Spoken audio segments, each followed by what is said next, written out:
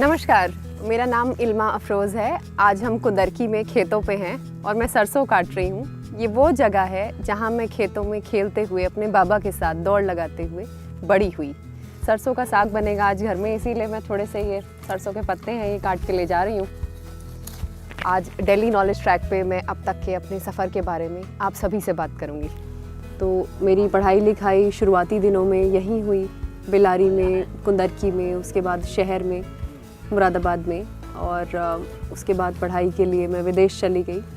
पहले स्योन्सपो में और फिर यूनिवर्सिटी ऑफ ऑक्सफोर्ड में, ऑक्सफोर्ड विश्वविद्यालय में मैंने पढ़ाई की और काम करने के लिए इंडोनेशिया, संयुक्त राष्ट्र और न्यूयॉर्क सिटी गई, अमेरिका।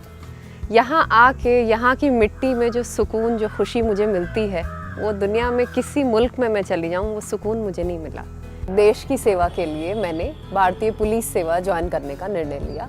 तो उस वक्त जब इम्तहान दिया तो बहुत सुनना पड़ा अम्मी को भी कि लौंडिया है क्या कर लेगी, और ये मेरे हर एक अचीवमेंट पे, चाहे वो छोटी से छोटा कोई अटेनमेंट हो, चाहे वो एक सर्टिफिकेट हो, किसी डिबेट को जीत के लाई हूँ, चाहे वो ऑक्सफोर्ड यूनिवर्सिटी की मेरी जो है वो अंक तालिका हो, वो मैं लेके आऊँ घर पे, अम्मी को हमेशा सुनना पड़ता था कि लौंडिया है, काहे सर चढ़ा रही हो, क्या कर लेगी।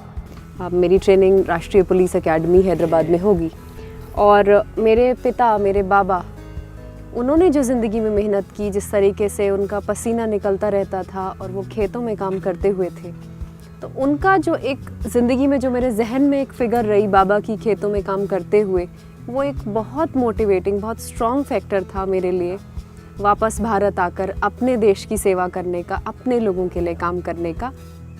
जिन लोगों के पसीने से, मेहनत की कमाई से मैं इस लायक बनी कि सिविल सर्विसेज का इम्तहान पास कर सकूं। अब ये मुझ पे पूरी सच्ची निष्ठा के साथ, पूरी ईमानदारी के साथ, सच्चाई के साथ देश की सेवा करना चाहती हूँ।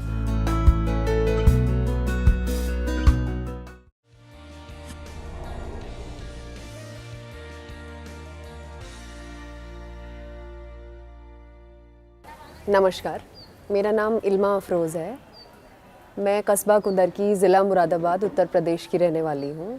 इस साल 2018 में मेरा चयन आईपीएस के लिए हुआ है और अब मैं हैदराबाद में राष्ट्रीय पुलिस एकेडमी में ऑफिसर ट्रेनी के तौर पे काम करूँगी।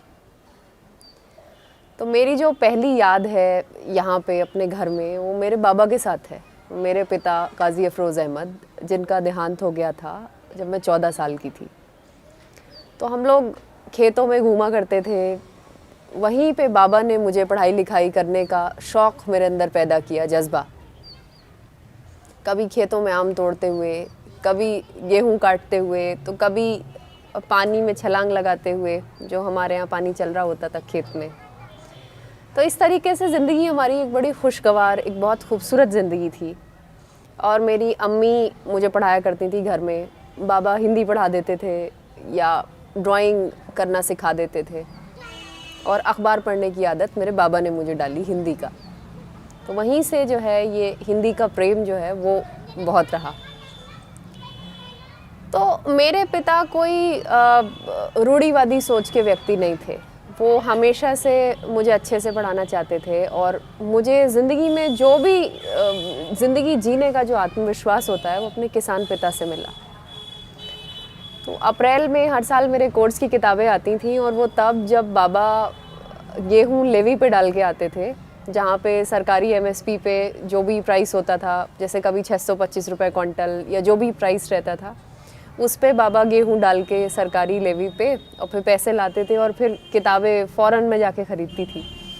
तो वो मुझे लगता है उस वक्त किताबें लेके जो खुशी महसूस होती थी जब बाबा गेहूँ डाल के आते थे, तो वो उससे ज़्यादा खुशी मुझे ज़िंदगी में उसका एहसास तो शायद तब भी नहीं हुआ जब मेरा ऑक्सफोर्ड में दाखिला हुआ या मैंने ऑक्सफोर्ड के लिए किताबें ख़रीदी।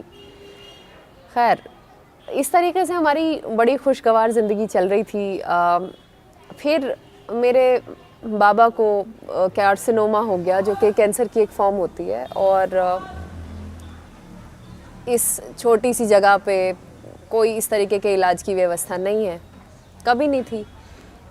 तो मेरे पिता का देहांत हो गया और ये अफ़सोस आज तक मेरे अंदर है। तो हमारा क्या एक ऐसा घर हमारा रहा कि जिसमें जैसे मानो घर के ऊपर छत ना हो, और जिस घर पे छत नहीं होती उसे तूफ़ान बहुत घेरते हैं, वहाँ आसानी से पत्थर मारे जा सकते हैं। यही हमारे साथ भी हुआ। घर में पिता नहीं थे, मुझे पढ़ने का बहुत शौक़ था और मैं बहुत ज़िंदगी में मेहनत पे भरोसा रखने वाली, खुद की हिम्मत पे, जो मेरे अंदर जज्बा मेरे पिता ने, मेरी अम्मी ने मुझे दिया, अब उसी जज्बे के सहारे कुंदरकी से निकल के, देहात के क्षेत्र से निकल के ज़िंदगी में हिम्मत के बल पे आगे बढ़ना चाहती थी। तो फिर जो आजकल होता है बच्चों में कि कोचिंग कर ली, जाके किसी जगह बाहर चले गए और फिर इंजीनियरिंग और मेडिकल की पढ़ाई कर ली, वो तो यहाँ पे मुमकिन नहीं था, क्योंकि पिता के देहांत के बाद अम्मी किसी तरह मुझे और मेरे छोटे भाई को पढ़ा रही थी। तो फिर मैंने ये डिसाइड किया कि जो है हमारे हालात, जो उसमें मुमकिन जो सबसे अच्छा हो सकता है वो यही था कि मैं साइंस ना पढ़ के कोई इस तरीके की पढ़ाई कर लूँ जिसमें ये कोचिंग का, मोटी किताबों का ख़र्चा ना हो। फिर जब मैंने इंटर पास कर लिया तो फिर बीए के लिए दाखिला दिल्ली विश्वविद्यालय के प्रतिष्ठित सेंट स्टीवंस कॉलेज में लिया, और ये मेरी ज़िंदगी का आज तक का शायद सबसे अच्छा फ़ैसला था। और जो अपनी ज़िंदगी के सबसे खूबसूरत 3 साल मैंने बिताए, उनमें से 3 साल सेंट स्टीवंस कॉलेज में, उसके प्रांगण में बिताए। सेंट स्टीवंस कॉलेज से दर्शन शास्त्र की मैंने पढ़ाई की और बहुत सीखा, और मुझे बड़ी खुशी है कि मैंने दर्शन शास्त्र पढ़ने का निर्णय लिया, मेडिकल या इंजीनियरिंग की दौड़ में शुमार ना होके। खुद पे भरोसा रखा और ये सोचा कि अगर मैं ज़िंदगी में मेहनत करूँगी, अम्मी हमेशा मुझे सिखाती थी कि अगर सिल के पत्थर पे भी निशान आ सकते हैं, या अगर आप कुएं से पानी खींच रहे होगे तो उस पर भी रस्सी का निशान आ जाता है पत्थर पे, और बूंद बूंद से घड़ा भर जाता है। तो अगर मैं मेहनत करती रहूँगी ज़िंदगी में तो यकीनन मंजिल मेरी होगी। तो अम्मी ने मुझे अपने अंदर की शक्ति को पहचानने का जज्बा दिया, क़ुव्वत दी, और मैं धीरे धीरे मेहनत करती रही। फिर मुझे Paris school of international affairs जाने के लिए एक एक्सचेंज प्रोग्राम का हिस्सा बनने का मौका मिला, और उसके बाद मैं ऑक्सफोर्ड यूनिवर्सिटी, ऑक्सफोर्ड विश्वविद्यालय चली गई, जहां मैंने एमएससी की पढ़ाई की एरिया स्टडीज़ में। और ऑक्सफोर्ड का जो ऑक्सफोर्ड यूनियन का मेरा जो अनुभव रहा वो आंखें खोलने वाला था, बहुत ही प्यारा तजर्बा रहा। वहाँ मैंने सीखा, दुनिया के अलग अलग देशों के बच्चे वहाँ आते हैं, compete करते हैं, डिबेटिंग करते हैं, उनके विचारों को समझने का, ये जानने का कि दुनिया किस तरीके से सोचती है, क्या मुख्तलिफ सोचने के अंदाज़ हैं, बातचीत के किस तरीके के स्टार्टअप्स की बात हो रही है, दुनिया कहाँ जा रही है, किस तरीके की नई तकनीक, नवाचार, इनोवेशन, ये सब हो रहा है।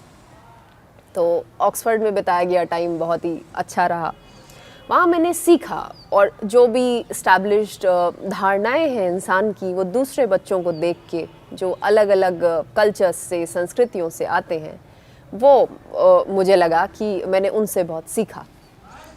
और उसके बाद मैं संयुक्त राष्ट्र के लिए काम करने बोर्नियो, इंडोनेशिया चली गई, सेंट्रल कलिमंतान में। वहाँ मैं कोटा पलंगराया में रहती थी, और उसके बाद फिर मैं न्यूयॉर्क सिटी, अमेरिका चली गई। तो न्यूयॉर्क में मैं रहती थी डाउनटाउन मैनहट्टन में। ये वॉल स्ट्रीट वाला इलाका है, फाइनेंशियल डिस्ट्रिक्ट वाला, जो दुनिया का एक आर्थिक मैग्नेट की तरह काम करता है। और वहाँ पे वॉल स्ट्रीट का जो मेरा जो घर था जहाँ मैं रहती थी फ्लैट में, तो वो एक ऊंची सी इमारत थी, उसमें रहा करती थी। और बहुत ही खूबसूरत जो है वहाँ से सामने से एम्पायर स्टेट बिल्डिंग जो मिड टाउन मैनहट्टन में है वो दिखती है। तो रात को वो रंग बदल रही होती थी, और जब मैं अपनी ऐसे दीवार जो थी एक तरफ की, वो जैसे यहाँ पे तो ये है, वहाँ ऐसे शीशे की दीवार पूरी, उससे मैं झांका करती थी, तो वो एम्पायर स्टेट बिल्डिंग सामने रंग बदलती हुई खूबसूरत सी दिखती थी। तो मेरी ज़िंदगी का जो कॉन्ट्रास्ट था, यहाँ बांध के पलंग वाली ज़िंदगी, छप्पर वाली ज़िंदगी छप्पर के तले, और वहाँ पे मिड टाउन डाउनटाउन मैनहट्टन की जो मेरी लाइफ थी, वो बहुत कॉन्ट्रास्ट था।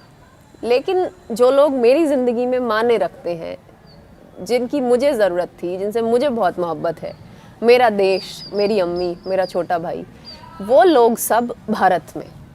तो अमेरिका से वापस लौटकर अम्मी की सेवा के लिए, देश की सेवा के लिए मैंने भारतीय पुलिस सेवा ज्वाइन करने का निर्णय लिया।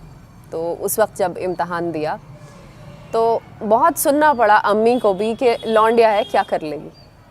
और ये मेरे हर एक अचीवमेंट पे, चाहे वो छोटी से छोटा कोई अटेनमेंट हो, चाहे वो एक सर्टिफिकेट हो, किसी डिबेट को जीत के लाई हूँ, चाहे वो ऑक्सफोर्ड यूनिवर्सिटी की मेरी जो है वो अंक तालिका हो, वो मैं लेके आऊँ घर पे, अम्मी को हमेशा सुनना पड़ता था कि लौंडिया है, काहे सर चढ़ा रही हो, क्या कर लेगी।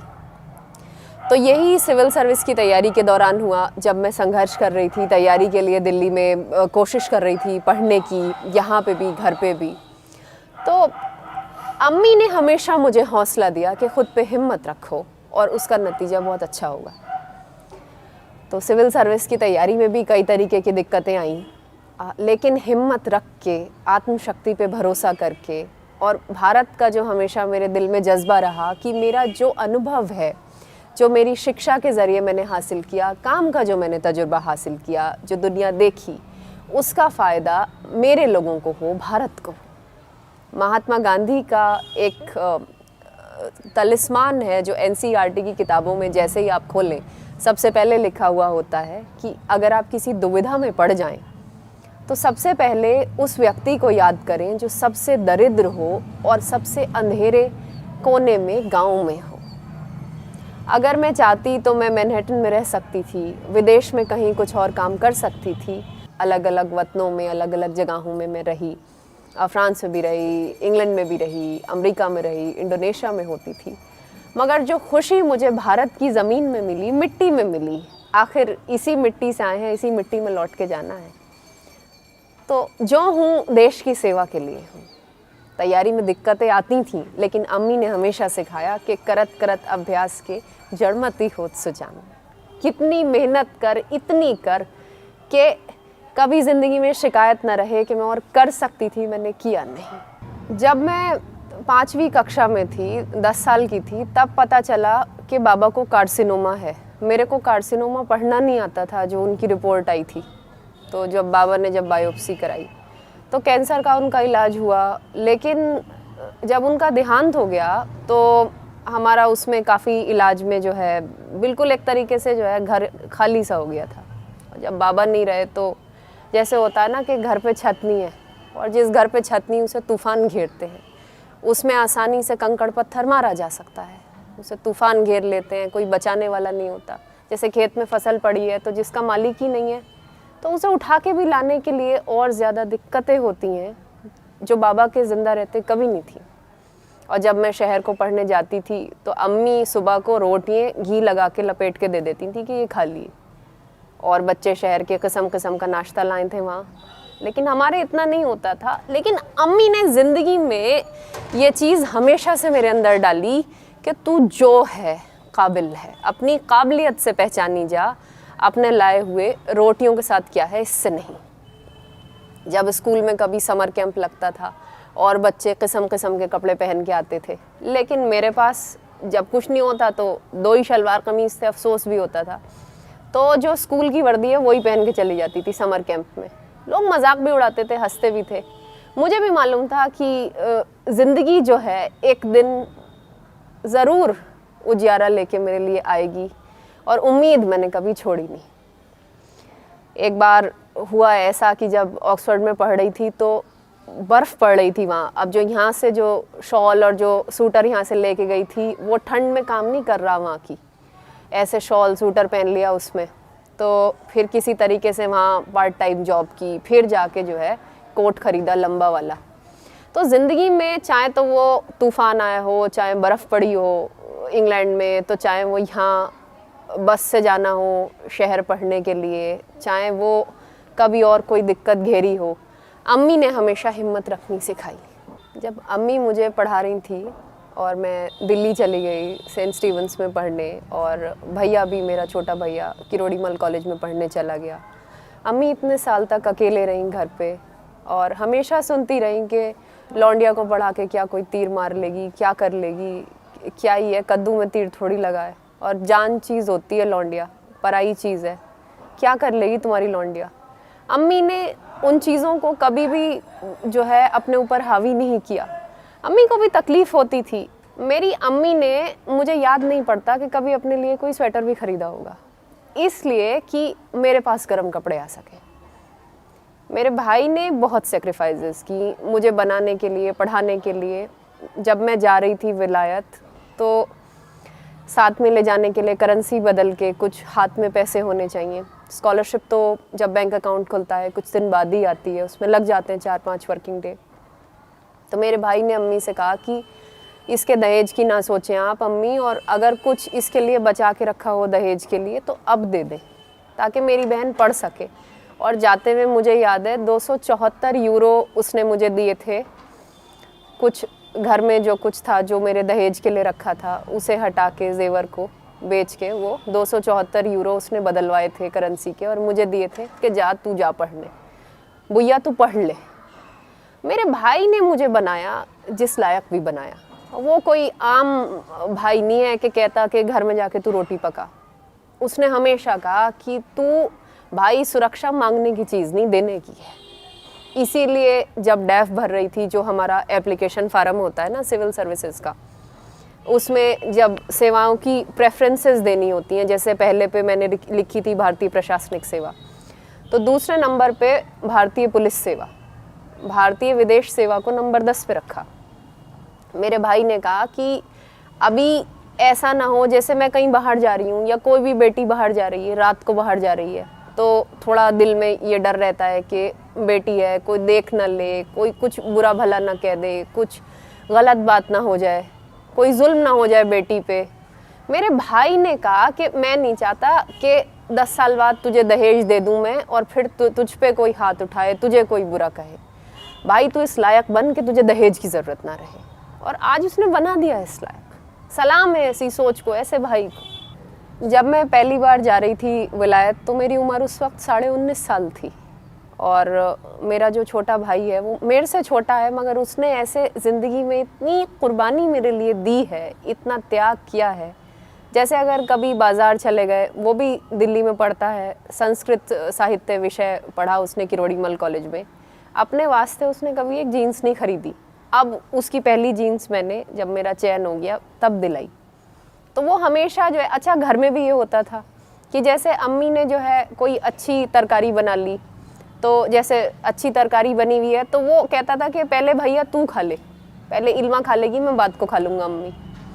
हमेशा त्याग किया, हमेशा। जैसे ये होता है घरों में कि पहले भाई खा लें, पहले बाप भाई खा लें, बाद में को लौंडिये खा लेंगी। हमारे घर में ऐसा नहीं।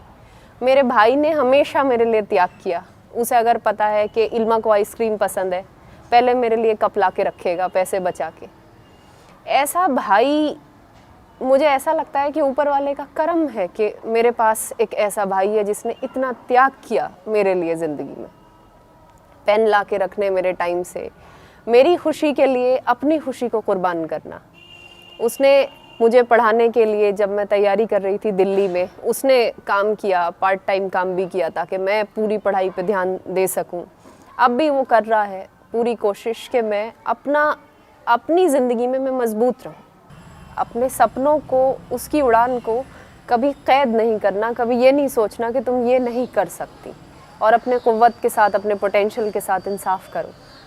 तो जब मैं दिल्ली में पढ़ रही थी तो अपने कॉलेज का ख़र्चा चलाने के लिए डिबेटिंग किया करती थी, और शाम को जब कोई डिबेट जीत के मैं वापस आती थी तो जो 500 रुपये का 1000 रुपये का जो चेक मिलता था उससे मेरा रोज़मर्रा का खर्चा चलता था दिल्ली में। इसी तरीके से जो पढ़ाई हो रही थी कॉलेज में वो मेरी छात्रवृत्ति पे होती थी। मुझे कई सारी छात्रवृत्ति सेंट स्टीवंस कॉलेज ने दी।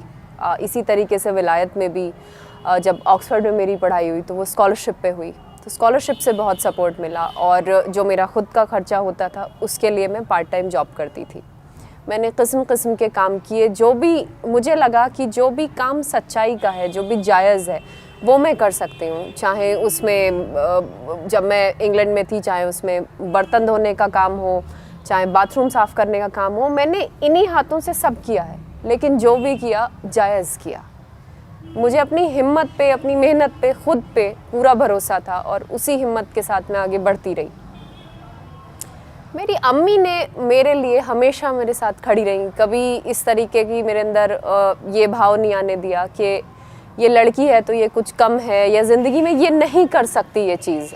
मैंने कहा कि अम्मी पढ़ने के लिए मुझे दिल्ली जाना है तो दिल्ली जा, फिर कहा कि विदेश जाना है तो विदेश जा। कभी किसी किस्म की कोई पाबंदी हमारे घर में नहीं रही।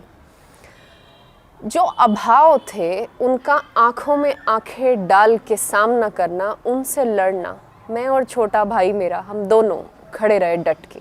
जैसे जब हम जा रहे थे, मैं जा रही थी पढ़ने, तो एयरपोर्ट पे छोड़ने के लिए मेरा छोटा सा भाई 16 साढ़े 16 साल का था, वो खड़ा था मेरे साथ रात को। और चाहे करेंसी चेंज कराना हो, चाहे पासपोर्ट बनवाना हो, हर कदम पे मेरा साथ दिया। लोग मजाक उड़ाते थे, हंसते थे कि क्या कर लेगी, लौंडिया है, इतने दिमाग काहे ख़राब किए हैं।